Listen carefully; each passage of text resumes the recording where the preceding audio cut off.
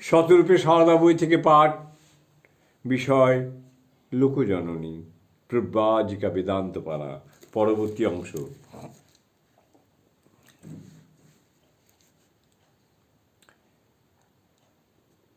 স্নেহধন্যা নিবেদিতা যেমন মাতৃ অন্তপ্রাণ ছিলেন, মায়ের হৃদয়েও এই কন্যার জন্য কি আন্তরিক টান!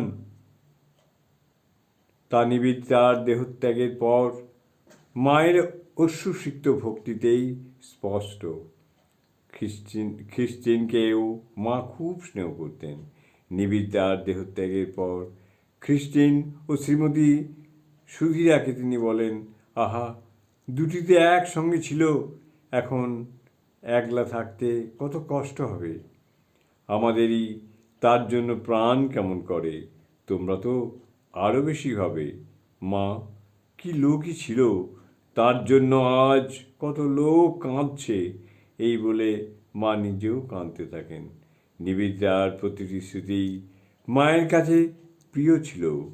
নিবেদিতাও যিশুমাতা সাক্ষাৎ মেরি রূপেই তাকে ধারণা করেন।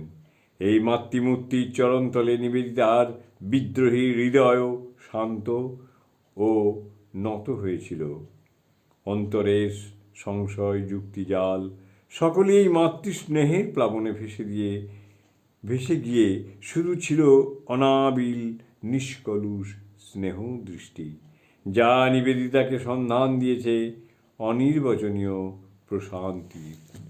জননীং শারদাং দেবীং রামকৃষ্ণং জগদ্গুরুং পাদপদ্মে তয়ো শ্রিত্বা প্রণমামি।